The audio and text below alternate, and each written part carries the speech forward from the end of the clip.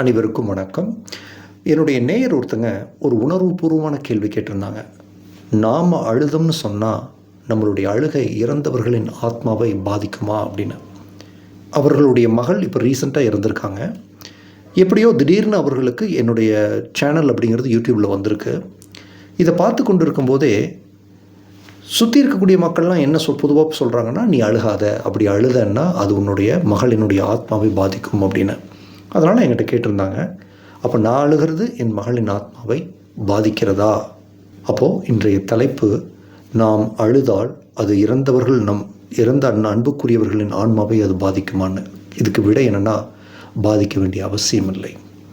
இது முழுக்க உண்மை கிடையாது. நம்ம அழுதாலே அவர்களை அது பாதித்து விடும் அப்படின்னு சொல்லி 100% உண்மை கிடையாது. அது அவர்களுடைய இப்போதைய நிலை என்னன்றதை பொறுத்து. எஸ், அப்படி பாதிப்பதற்கும் சில சாத்தியங்கள் அப்படிங்கிறது உள்ளது. இப்போ அதை நான் உங்களுக்கு எளிமையாக விளக்கணும்னா ஒரு உதாரணம் உங்களுக்கு சொல்கிறேன். இப்போ ஒரு சின்ன குழந்தை இருக்குது. வாழ்க்கையில் முதல் முறையாக வீட்டை விட்டு வெகு தூரம் இருக்கக்கூடிய ஒரு ஸ்கூலில், போர்டிங் ஸ்கூலில், ஹாஸ்டலில் சேர்த்திடுறாங்க.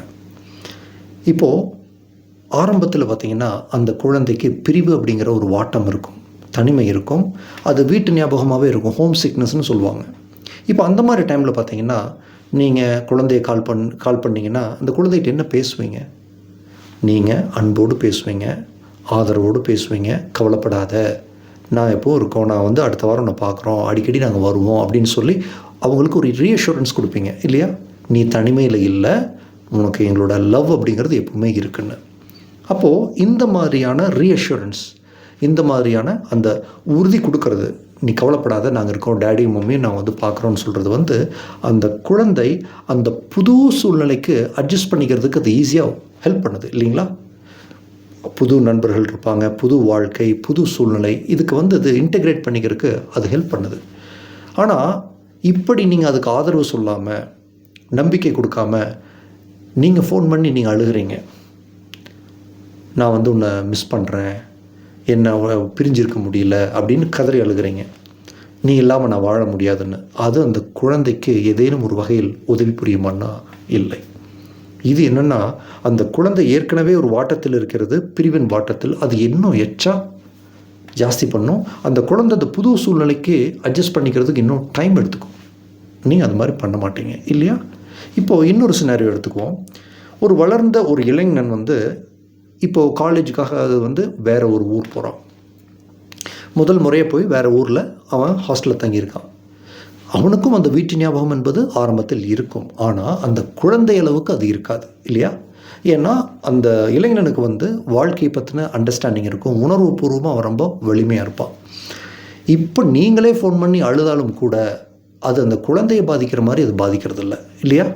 அவர் சொல்லுவான், இன்னும் இப்போ நான் எங்கே போயிட்டேன், இங்கே தான் இருக்கேன், நான் வீட்டுக்கு வர்றேன் அப்படின்னு சொல்லி அவன் உங்களை சமாதானப்படுத்துவான். அது மாதிரி ஒருவர் இறந்து போகிறாங்க அப்படின்னு சொன்னால், திடீர்னு இறந்துட்டாங்க, வாழ்க்கையில் அவங்களுக்கு வாழ்க்கை பற்றின பிடிப்பு நிறையா இருக்குது, நிறைய நிறைவேறாத ஆசைகள் இருக்குது, பந்த வாசங்கள் இருக்குது அப்படின்னு சொன்னால், இது எல்லாமே அவருக்குள்ள ஒரு சக்தி மையத்தை உருவாக்கியிருக்கும்.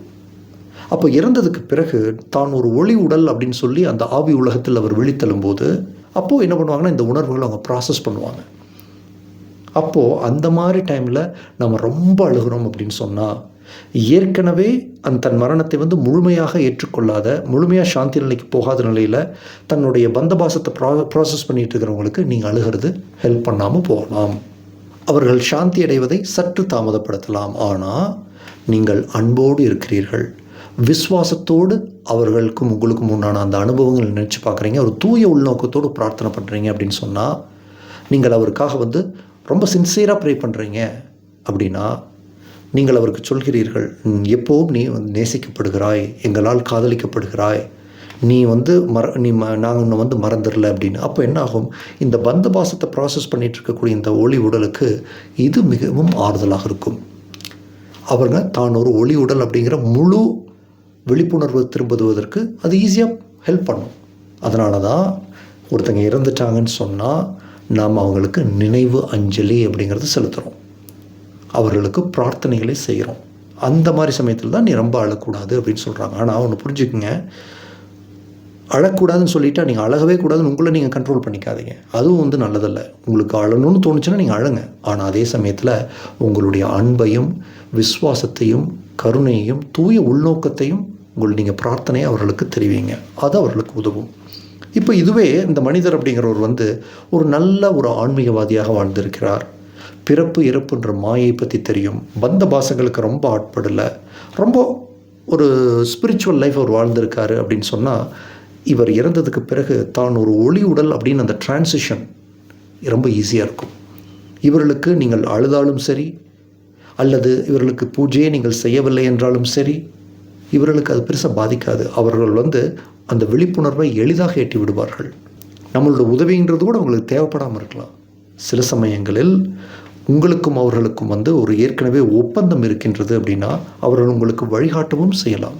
ஸோ அதனால் அவங்க எப்படி இருக்காங்க, இப்போ என்னுடைய அழுகைங்கிறது வந்து அவங்கள ஹர்ட் பண்ணிகிட்டு இருக்குதா, அதை நினச்சி அவங்க வருந்திட்டுருக்கிறாங்களா அப்படின்றதெல்லாம் நீங்கள் அந்த விஷயத்துக்குள் போகாமல் உங்களுடைய அன்பை தெரிவியுங்கள், உங்களுடைய விசுவாசத்தை தெரிவிங்கள். நீங்கள் செய்யும் பிரார்த்தனை என்பது தூய உள்நோக்கத்தோடு இருக்கட்டும். அது உங்களை ஹீல் பண்ணும், அவங்களையும் சப்போர்ட் பண்ணும். அதே போல் அவர்களுடைய விழிப்புணர்வு அப்படிங்கிறது வந்து ஈஸியாக அவங்க வந்து ரீகெயின் பண்ணிக்கிறதுக்கு, நான் ஒரு ஒளி உடல் அப்படின்னு புரிஞ்சுக்கிறதுக்கு அது ஹெல்ப் பண்ணும். சரிங்களா? அதனால் அவங்க வந்து இந்த ஒளி உடல் அப்படிங்கிற நிலையிலிருந்தே மீண்டும் தன்னோட விழிப்புணர்வை ஜாஸ்தி பண்ணும்போது நான் ஆன்மா அப்படின்ற நிலையிலிருந்து அவங்க வெளித்தள்ளுவாங்க. அப்போது இந்த பிறப்பு இறப்பு அப்படிங்கிறதே ஒரு மாயை. இந்த பூமி வாழ்க்கை ஆவி உலக வாழ்க்கை அப்படிங்கிறது எல்லாமே தனக்குள் நிகழ்ந்த ஒரு கனவுகள் மட்டும்தான் அப்படிங்கிறது தெரியும். இந்த பிறப்புங்கிறது மாயை, இறப்புங்கிறது மாயை, ஆத்மாவுக்கு பிறப்பு இறப்பு கிடையாது, அது எப்போதும் உயிரோடு இருக்கும் அப்படிங்கிற தன்மையில் அவர்கள் அந்த ஞாபகத்துக்கு வருவாங்க. இதை வந்து நம்ம முக்தி, மோட்சம், சாந்தி அடைதல் அப்படின்னு சொல்கிறோம். அதனால் முதல்ல உங்களுடைய பயத்திற்கும் குழப்பங்களுக்கும் தடுமாற்றங்களுக்கும் முக்தி கொடுங்கள். உங்களை நீங்கள் நேசிங்க, அந்த நேசிப்பிலிருந்து அவர்களையும் நேசியுங்கள்.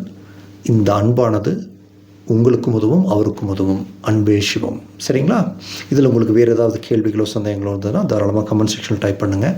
உங்களோட பர்சனல் லைஃப் சம்மந்தமான கேள்விகள் நிறையா இருக்குது, அது குறித்து டிஸ்கஸ் பண்ணணும் அப்படின்னா நீங்கள் எங்கிட்ட ஒரு கட்டணம் செலுத்தி கவுன்சிலிங் புக் பண்ணிக்கலாம்.